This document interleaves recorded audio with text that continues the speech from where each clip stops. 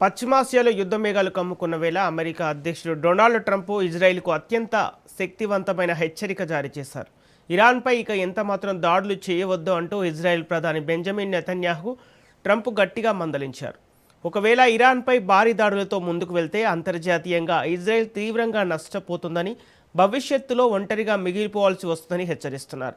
BB, నువ్వు చాలా జాగ్రత్తగా ఉండాలి, లేకపోతే త్వరలోనే నువ్వు ఒంటరిగా పోరాడాల్సి వస్తుంది అంటూ ట్రంప్ ఫోన్ లైన్లో స్పష్టం చేసినట్లు తెలుస్తోంది. అమెరికాతో ఇరాన్ జరుపుతున్న కీలక అణు ఒప్పందానికి ఇజ్రాయెల్ దాడులు విఘాతంగా మారుతున్నాయని వైట్ హౌస్ భావిస్తోంది.